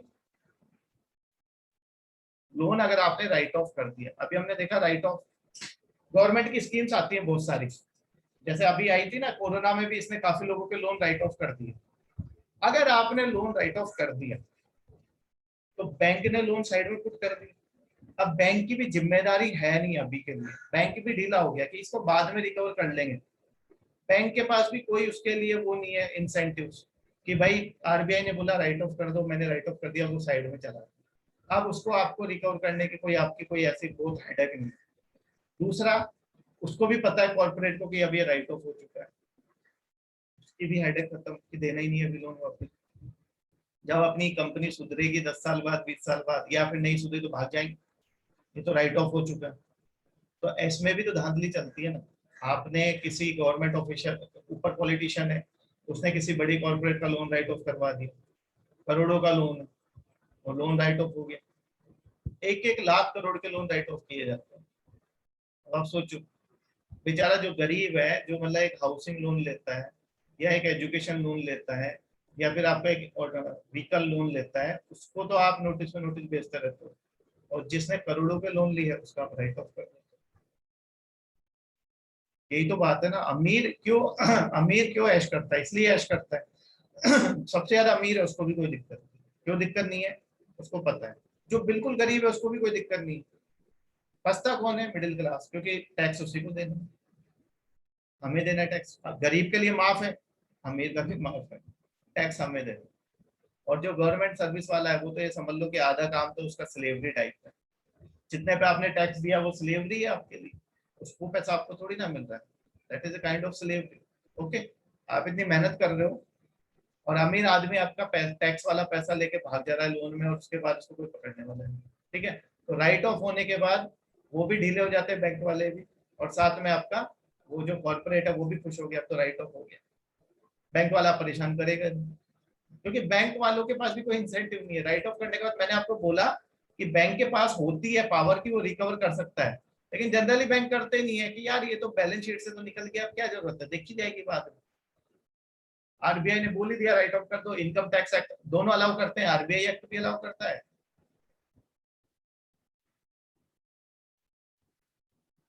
और इनकम टैक्स एक्ट भी अलाउ करता है। क्यों? क्योंकि उस पर आपको टैक्स नहीं देना ना।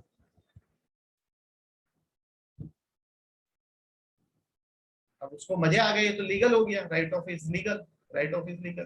ठीक है, फिर आपके ग्लोबल क्राइसिस आ जाते हैं, जैसे 2008-9 वाला आया, ये हम इसकी वजह से हो जाता है। ठीक है, लिखा है, वही लिखा है इसमें, ग्लोबल और national financial crisis which results in erosion of margins and profits of companies। ठीक है, प्रॉफिट कंपनीज का हो जाता है, therefore stressing their balance sheet। Balance sheet stretch हो जाती है। क्यों स्ट्रेच हो जाती है? क्योंकि उन्होंने पैसा तो बहुत लगाया था, लेकिन उनके कुछ वो नहीं निकल रहा, उनको रिटर्न्स नहीं मिल रहे। एक चीज समझाते हैं, इसको मैं हटा रहा हूँ, वो बार बार आएगी आगे। ट्विन बैलेंस शीट सिंड्रोम, एक कंसेप्ट समझो, ट्विन। शायद मैंने समझाया भी होगा, अगर बताया तो बता दो। शायद मैंने आपको मनी एंड बैंकिंग पार्ट 1 में समझाया, अगर समझाया तो बता दो, मैं दोबारा नहीं समझाऊंगा। पहले पढ़ाया है, पहले पढ़ाया टीबीएस, एनीवन? नहीं, ठीक, नहीं तो समझो। ट्विन, ट्विन का मतलब दो होता है, टू। बैलेंस शीट पता ही है आपको, सिंड्रोम, सिंड्रोम मतलब प्रॉब्लम क्या है? ये बैंक्स है और ये आपके कॉर्पोरेट्स है। और ट्विन बैलेंस शीट सिंड्रोम का कारण क्या है? 2008-9 का फाइनेंशियल क्राइसिस। ठीक है, बैंक्स के की बैलेंस शीट गड़बड़ है। क्यों गड़बड़ है? क्योंकि उसके जो एसेट्स थे वो क्या बन गए? एनपीए बन गए। इसलिए बैंक्स कॉर्पोरेट्स को नए लोन नहीं दे रहे, क्योंकि वो डर रहे हैं, no new loans to corporate.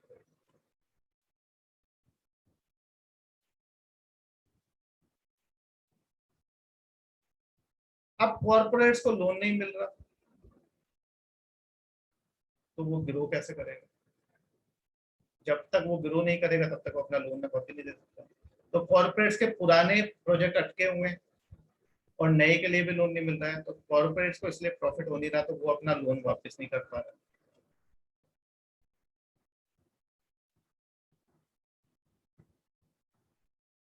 पे बैक नहीं कर पा रहा। अब इसकी वजह से क्या हो रहा है? इसकी भी बैलेंस शीट गड़बड़ा गई है, क्योंकि इसको लोन पे पैसा वापस नहीं मिल रहा, जो पहले लोन दिए थे वो भी वापस नहीं मिल रहे। और कॉर्पोरेट्स की बैलेंस शीट भी गड़बड़ा गई है, क्योंकि एक तो उनके प्रोजेक्ट जो अधूरे हैं वो भी पूरे नहीं हो रहे।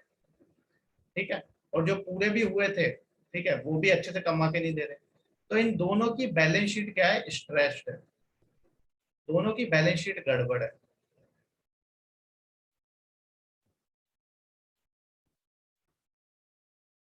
क्यों स्ट्रेस्ड है? बैंक ने सोचा था कि मैं लोन दे रहा हूँ, मेरे को अच्छा पैसा मिल रहा है, लेकिन नहीं मिला, स्ट्रेस में चला गया। कॉर्पोरेट ने सोचा था कि मैं जो प्रोजेक्ट शुरू कर रहा हूँ आगे जाके मुझे पैसा देगा, प्रोजेक्ट आधे में लटक गया, या फिर प्रोजेक्ट कंप्लीट भी हुआ तो उतना पैसा नहीं दे पा रहा जितना उसको चाहिए था, स्लो डाउन की वजह से, और साथ में उसको नए लोन भी नहीं मिल रहे ताकि वो नए प्रोजेक्ट शुरू कर सके। तो इसकी भी जो बैलेंस शीट थी, जैसा इसने सोचा था वैसा नहीं हुआ, जैसा इसने सोचा था वैसा भी नहीं हुआ। दोनों के दिमाग में स्ट्रेस है, दोनों की बैलेंस शीट स्ट्रेस है, दोनों की बैलेंस शीट में प्रॉब्लम है। इसी प्रॉब्लम को कहते हैं ट्विन बैलेंस शीट सिंड्रोम। ठीक है, ट्विन बैलेंस शीट सिंड्रोम, दोनों को प्रॉब्लम है, बैंक्स को भी प्रॉब्लम है और साथ में देखो दोनों लिंक्ड है। बैंक्स के पैसे क्यों, बैंक्स क्यों नहीं लोन नहीं दे रहे? क्योंकि बैंक्स के ऑलरेडी एनपीएस बन चुके हैं। कॉर्पोरेट्स क्यों वापस नहीं कर पा रहे हैं? उनके प्रोजेक्ट पूरे नहीं हुए, नए प्रोजेक्ट के लिए लोन चाहिए। ठीक है, जो बनाए थे प्रोजेक्ट उनसे भी अच्छा पैसा नहीं मिल रहा, रेगुलेटरी नॉर्म्स वगैरह की वजह से। तो यानी दोनों की बैलेंस शीट स्ट्रेस्ड है, इसी चीज को हम बोलते हैं ट्विन बैलेंस शीट सिंड्रोम। तो ट्विन बैलेंस शीट सिंड्रोम का मतलब है when the balance sheet of both banks and corporates is stressed, then it is termed as twin balance sheet syndrome। ठीक है जी, तो ये टर्म बार बार यूज होगी, मैंने आपको समझा, अब समझिए। तो ये आपका उनकी बैलेंस शीट क्या है? स्ट्रेस्ड है, which finally results into non servicing of interest and loan payments। Non servicing मतलब दे नहीं पा रहे हैं। अगर हम लिखते हैं डेट सर्विसिंग, एक वर्ड होता है डेट सर्विसिंग। डेट सर्विसिंग मतलब आपका लोन देने की आपकी कैपेसिटी, डेट सर्विसिंग। अगर आप लोन दे पा रहे हो तो आप कहोगे कि I am servicing my debt, servicing of debt, loan देना। और अगर आप नहीं दे पा रहे हो तो नॉन सर्विसिंग। ठीक है, तो नॉन सर्विसिंग ऑफ इंटरेस्ट, और इसका एग्जांपल एक आप दिया है 2008 का फाइनेंशियल क्राइसिस। ठीक है, और जनरल स्लो डाउन हुआ है किसके बाद? 2011 के बाद। ठीक है, मैंने आपको बताया 2008-9 में आया ग्लोबल फाइनेंशियल क्राइसिस, की वजह से प्रॉब्लम हुई, वही आगे जाके 11 में और ज्यादा आपका, ठीक है, ज्यादा वो हो गया। ठीक है, उसने ज्यादा खतरनाक रूप धारण कर लिया, तो और ज्यादा एनपीएस आपके पड़ गए। ठीक है, इसलिए मैंने आपको 2008-9 का क्राइसिस बताया था, क्योंकि वो बार बार रिपीट होता है।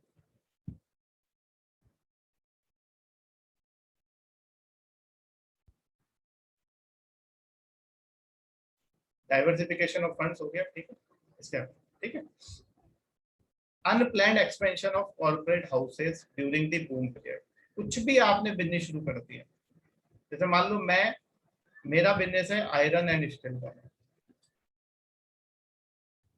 जैसे आज की डेट में अंबानी, अडानी नहीं है, अडानी हर बिजनेस में घुस रहा है। एक मैं आर्टिकल पढ़ रहा था, उसमें ये लिखा था कि अडानी बहुत सारी नावों पे सवार, अभी तो उसको सपोर्ट है, लेकिन कल को अगर 2008-9 जैसा फाइनेंशियल क्राइसिस आ गया तो उसकी सारी नावें डूब गई। क्योंकि a person can not be the jack of all trades. You can be the master of some, but you can not be the jack of all trades. मुझे सारे सब्जेक्ट्स आते हैं, लेकिन मैं सारे सब्जेक्ट उतने अच्छे से नहीं पढ़ा सकता जितना कोई दूसरा पढ़ा सकता है। I can be the master of some subject. ठीक है, लेकिन सबका नहीं, वो जैक ऑफ ऑल ट्रेड्स नहीं हो सकते ना आप। ठीक है, अगर जैक ऑफ ऑल ट्रेड्स बनने की कोशिश करोगे तो मास्टर ऑफ सम भी नहीं बन पाओगे। ठीक है, तो बूम पीरियड में इधर उधर लोन लेके छोटे मोटे बिजनेस सारे शुरू कर दिए, मतलब इधर भी हाथ डाल दिया, उधर भी हाथ डाल दिया, इधर भी हाथ डाल दिया। फिर बाद में जब आपका बुरी हालत हुई तो कोई भी लोन नहीं दे पाए आप, सारे बिजनेस आपके डूब गए, एनपीएस में कन्वर्ट हो गए। ठीक है, माल एडमिनिस्ट्रेशन, जैसे विजय माल्या,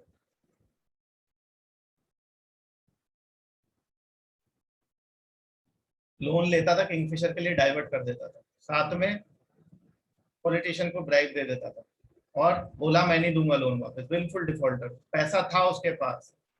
इतनी बड़ी किंगफिशर चलाता है, दुनिया में सबसे ज्यादा किंगफिशर पी जाती है, हर तरह की वो दारू बनाता है। और आपको पता ही है दवा और दारू का बिजनेस कभी वो होता नहीं, उसमें स्लो डाउन होता नहीं, फिर भी उसने पैसा वापस नहीं किया। किंगफिशर कैलेंडर छपवाता है, उस पर करोड़ों करोड़ों खर्च कर देता है, बिल्कुल डिफॉल्टर ही है ना। बेटे को एक आईपीएल टीम गिफ्ट कर दी, बताओ। ठीक है, बर्थडे, वो किंगफिशर एयरलाइंस बेटे को गिफ्ट करी उसके बर्थडे पे, एक आईपीएल टीम खरीद ली। ठीक है, लेकिन हमारा लोन नहीं देगा, क्यों? मन नहीं है, बिल्कुल डिफॉल्टर है, मन में चोर है। ठीक है, miss governance and policy paralysis. ठीक है, मैंने आपको अभी बताया मिस गवर्नेंस और पॉलिसी पैरालिसिस, 2G। ठीक है, कोल स्कैम, माइनिंग पे रोक लगा देना, ठीक है, उसकी वजह से इंफ्रास्ट्रक्चर सेक्टर में आपके लोन जो है वो एनपीए बन गए। जैसे कोई माइनिंग में होगा, ठीक है, तो उस पर अगर आप माइनिंग के से ही आपका काम चलता है, माइनिंग पे आपने रोक लगा दी, तो बाकी के सेक्टर्स भी इसमें भी स्लो डाउन आ जाएगा, ठीक है। पॉलिसी पैरालिसिस भी एक प्रॉब्लम है इसमें, ठीक है। तो आपको इनमें से इंपॉर्टेंट पॉइंट्स याद रखने, बाकी तो मैंने बहुत सारे लिखे हैं। हाँ, अगर किसी सेक्टर में बहुत ज्यादा कंपटीशन हो तो भी दिक्कत हो जाती है, जैसे टेलीकॉम सेक्टर, अभी बीएसएनएल बर्बाद क्यों हो रहा है, इसी वजह से। वोडाफोन बर्बाद हो गया, एयरटेल बर्बाद हो गया, क्यों? क्योंकि जियो क्या यूज करता है, प्रीडेटरी प्राइसिंग।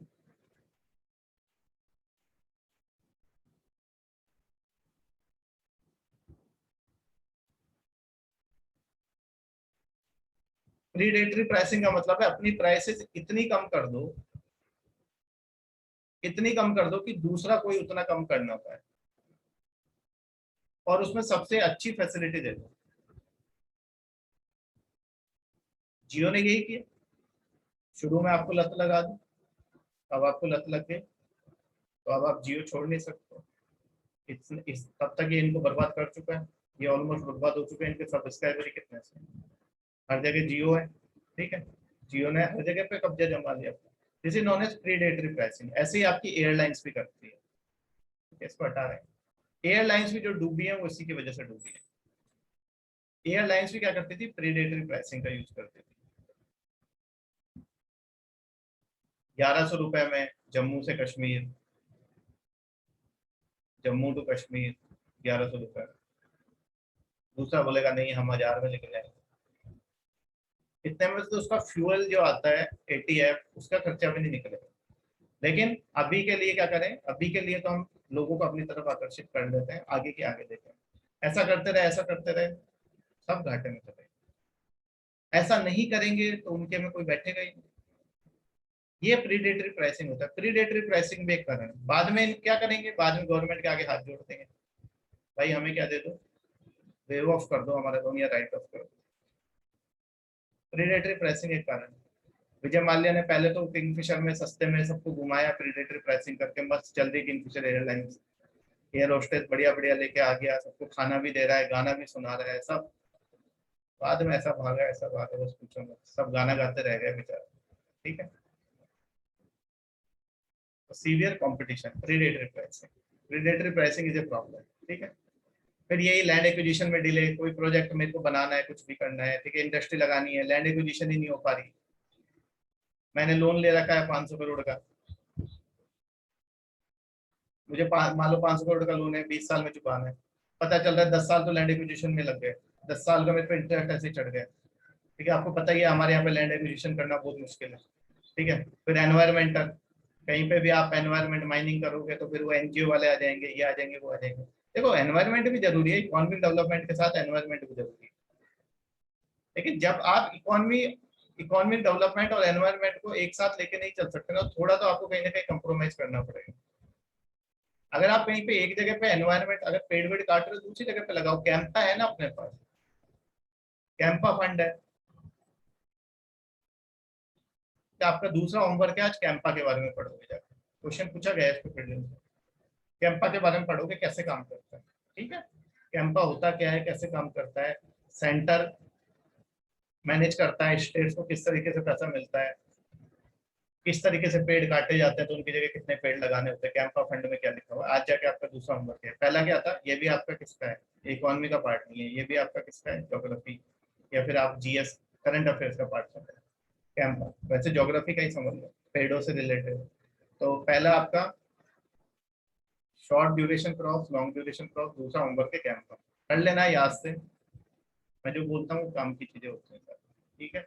ये दोनों आज का आपका होमवर्क।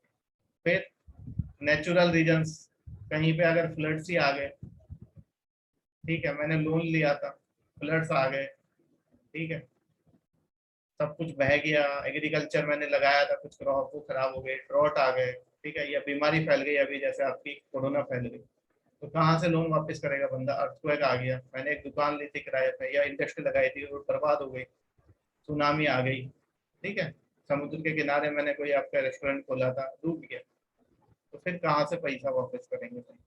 नेचुरल रीजंस की वजह से भी हो जाता है। तो इनमें कुछ रीजंस ऐसे हैं जो विलफुल मतलब विलिंग फुल होते हैं, कुछ रीजंस ऐसे हैं जो नेचुरल होते हैं। तो यहाँ पे मौका दिया जाना चाहिए। ठीक है, मैं यही बोल रहा हूँ। विजय माल्या को क्यों विलफुल डिफॉल्टर बोलते हैं? उसने जानबूझ के डिफॉल्ट किया। नहीं, आज की डेट में देखो, कोरोना की वजह से सब डूबे हुए हैं, तो गवर्नमेंट ने खुद बोला कि आप ईएमआई आपकी डिले कर सकते हो। इवन सुप्रीम कोर्ट भी बीच में पिक्चर में आया। ठीक है, तो ये जरूरी है आप। ठीक है, तो नेचुरल रीजन जैसे फ्लड्स हो गए, ड्रॉट्स हो गए, डिजीज आउटब्रेक हो गया, अर्थक्वेक हो गया, सुनामी हो गया, एक्सेट्रा। फिर एक प्रॉब्लम है चीप इम्पोर्ट। ठीक है, चीप इम्पोर्ट, इसको समझो।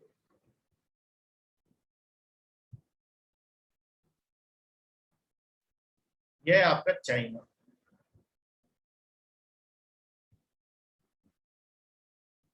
ये आपका इंडिया।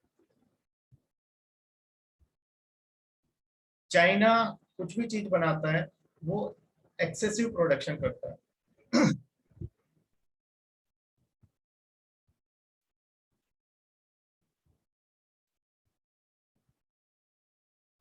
तो एक्सेसिव प्रोडक्शन करता है क्योंकि उसकी इकोनॉमीज ऑफ स्केल वो अचीव कर चुका है। इकोनॉमीज ऑफ स्केल क्या होती है? जैसे मान लो मुझे कोई चीज बनाने के लिए, यहाँ पे इंडिया में मुझे कोई चीज बनाने के लिए मान लो 100 रुपए लगता है। कोई भी मान लो मेरे को एक सिंपल सा एक स्क्रू बनाना है, मान लो एक बड़ा वाला स्क्रू बनाना है, उसके लिए मेरे को 100 लगते हैं। चाइना में उसी के लिए 10 रुपए लगे। क्यों? क्योंकि उसने इतना इंफ्रास्ट्रक्चर डेवलप कर लिया, इतनी मशीनरी आ गई है, इतने एक्सपर्टीज हो गई है कि वही चीज बनाने में 10 रुपए लगे। अब ये 10 रुपए की चीज को अगर यहाँ पे एक्सपोर्ट करता है, ठीक है, यहाँ पे अगर एक्सपोर्ट करता है, तो इसकी 10 रुपए की पे टैक्स वैक्स भी लगा दूं मैं, मान लो उस पर 10 रुपए टैक्स लगा दूं, तो भी यहाँ के 20 रुपए की है। अब मैं कोई 100 वाली खरीदेगा या 20 वाली खरीदेगा? 20 वाली खरीदेगा। इसे कहते हैं डंपिंग। अपना सस्ता सामान दूसरे देश में डंप करना, इसी पे अब एंटी डंपिंग ड्यूटी लगाते हैं। अब ये ऐसा चाइना किस केस में करता है? स्टील के केस में बहुत प्रोडक्शन करता है, ओवर प्रोडक्शन। जितनी उसको जरूरत है उससे भी 50 गुना ज्यादा प्रोड्यूस कर लेता है। तो वो सारा कहाँ डंप कर देगा? इंडिया या बाकी कंट्रीज में। अब हमारे यहाँ के स्टील को खरीदेगा कोई, या वहां के को खरीदेगा? वहां के को खरीदेगा, वो सस्ता है। तो हमारे यहाँ की जितनी स्टील इंडस्ट्रीज है वो सारी बर्बाद हो जाएंगी। मुझे तो पैसों से मतलब है ना। और पहले तो चलो बोलते थे क्वालिटी सही नहीं, अब तो चाइना क्वालिटी भी अच्छी। तो स्टील आपका यहाँ का, अब इस पे क्या है, मेरे को क्या करना पड़ेगा? एंटी डंपिंग ड्यूटी लगानी पड़ेगी, बहुत सारे टैक्सेस लगाने पड़ेंगे। वो भी एक प्रॉब्लम है, ज्यादा लगाओगे तो डब्ल्यूटीओ के पास चला जाएगा। और आप कितने प्रोडक्ट पे लगाओगे?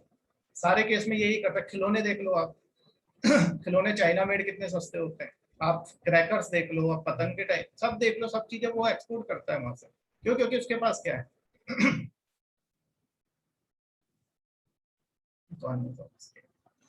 हमें वो अचीव करने में टाइम लगेगा। क्यों? हमने क्या किया, इसको मैं हटा रहा हूँ तुम्हें। ठीक है, ये स्क्रीन शॉट ले लो इसको। हमने क्या किया, हम ऐसे आए एग्रीकल्चर,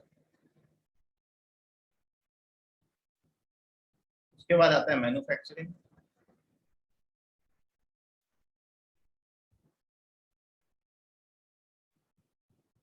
उसके बाद आता है सर्विस।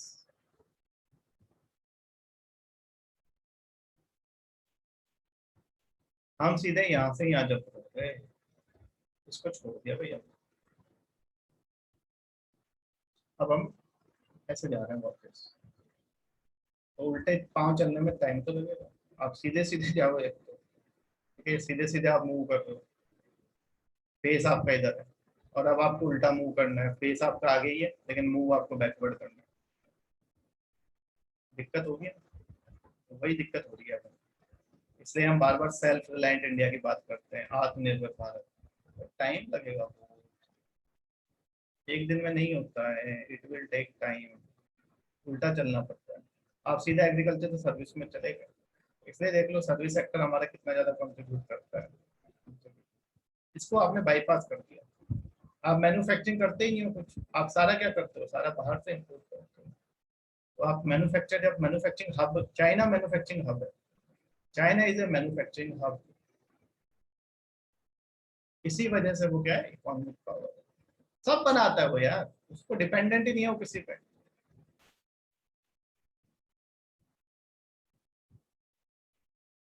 और जिस चीज पे वो डिपेंडेंट होता है वहां से वहां पे वो दोस्ती वोस्ती कर लेता है, बहुत पैसा है उसके पास। फॉरेक्स रिजर्व में उसके $1 ट्रिलियन है, हमारे यहाँ तो बिलियन ही, उसमें $1 ट्रिलियन है। ठीक है।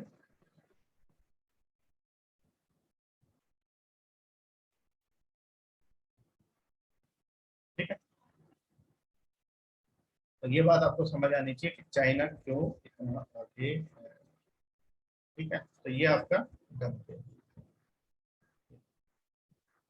Cheap import due to dumping leads to business loss of domestic companies. अब मेरे यहाँ का स्टील कोई खरीद नहीं रहा, तो उस कंपनी का स्टील बिक नहीं रहा, तो वो बेचारी अपना लोन कैसे वापस करेगी, और वो कितना सस्ता बेच देगी, वो नहीं बेच सकती उतना सस्ता। क्यों? क्योंकि उसके पास इकोनॉमी ऑफ स्केल नहीं है। बनाने में 100 रुपए लगे, अगर उसमें प्रॉफिट भी निकाल दे 10 रुपए, तो 90 का तो फिर भी बेचेगी। फिर कुछ प्रॉफिट ही नहीं करेगी तो वैसे डूब जाएगी। ये डंपिंग बहुत बड़ी प्रॉब्लम है इंडिया में। ये सब मैं आपको पढ़ाऊंगा बैलेंस ऑफ पेमेंट जब हम पढ़ेंगे। ठीक है।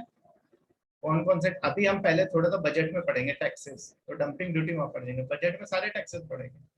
तब आपको पता चलेगा कैसे दुनिया चलती है। इतना आसान नहीं है, बहुत सारी चीजें हैं। हम कहते हैं ना इंडिया को सेल्फ रिलायंट बनाना है, ये बनाना, दिक्कतें हैं। चाइना तो देखो हमसे बहुत आगे चला गया है, हर तरीके से। और वहां पे क्या है, घर घर में आईफोन बना देते हैं भाई बैठ के। यहाँ हमारे यहाँ सुई में धागे नहीं डाला जाता कभी। देखो इसमें वो नहीं है कि हम लोग क्या है, हमें स्किल्स अब लेट मिला है ना, स्किल्स आपको देनी पड़ेगी ना भाई। आप तो लड़ते रहोगे धर्म के नाम पे तो कैसे चले। हम्म? ऐसे थोड़ी ना चलता है देखिए। ठीक है, तो थोड़ा सा तो आपको कम से कम स्किल्स तो देनी पड़ेगी, लोगों में साइंटिफिक टेम्पर बढ़ाना पड़ेगा।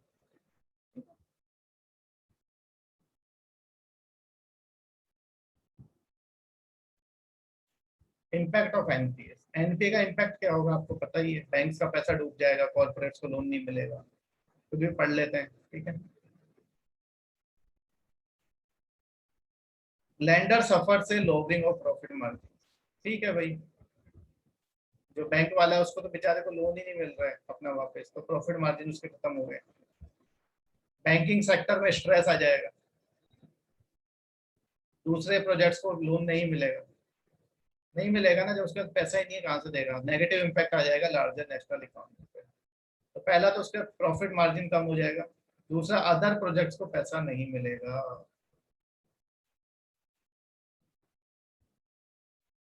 ठीक है।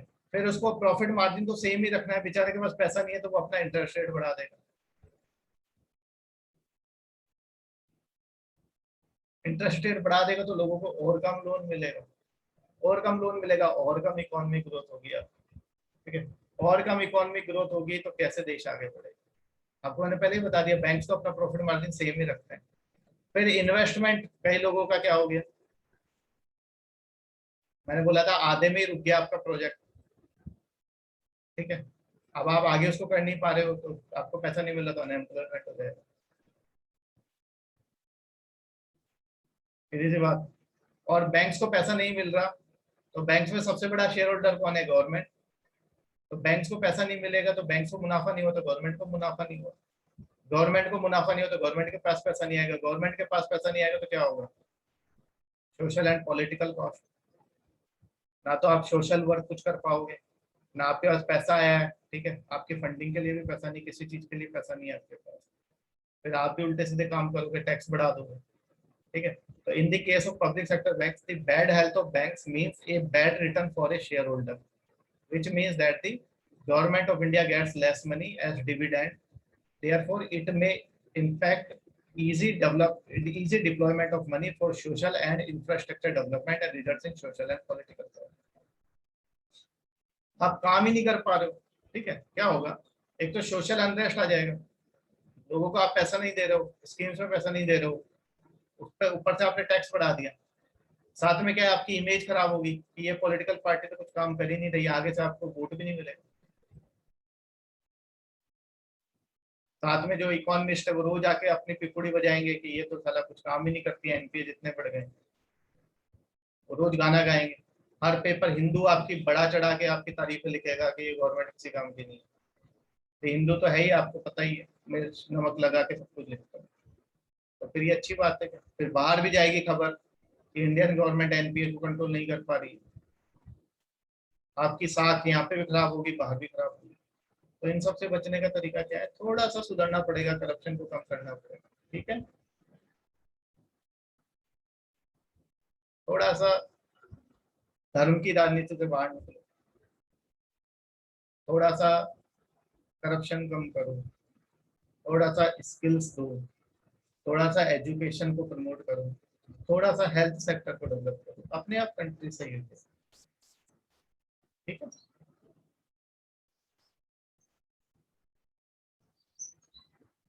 फिर इन्वेस्टर्स जिन्होंने इन्वेस्ट किया होगा कंपनीज में, कंपनी डूब गई तो उनको कहाँ से पैसा मिलेगा? जैसे अभी आपके क्रिप्टो करेंसी है, चाइना ने बैन लगाया, यहाँ पे हमारे पैसे डूब गए। ठीक है, तो वही है ना, कुछ भी स्लो डाउन होगा तो हम जैसे गरीब लोगों के पैसे में डूब जाएंगे। तो कंपनीज में पैसे लगाए होंगे लोगों ने, शेयर्स खरीदे होंगे या बैंक के शेयर्स खरीदे होंगे, दोनों के शेयर डाउन हो जाएंगे एनपीए से, तो कहाँ से उसको बेचारे को रिटर्न मिलेगा? फिर बैलेंस शीट सिंड्रोम अभी समझा है, twin balance sheet syndrome. Both the banks and the corporate sector have stressed balance sheet and causes halting of the investment-led development project. Investment ही नहीं होगा भाई, कहाँ से नए लोन मिलेंगे?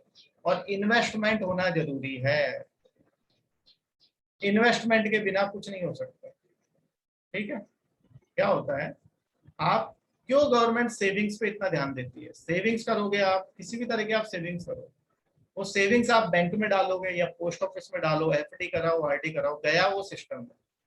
सेविंग्स वाला जो पैसा है आपका, वो आगे इन्वेस्टमेंट में दिया जाएगा। कैसे? लोन की फॉर्म, और वही आपकी ग्रोथ इकोनॉमी को करेगा।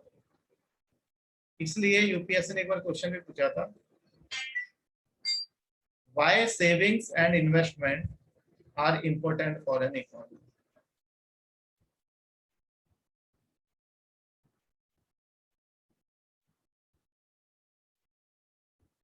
Okay, so this is the importance of savings and investment. Okay,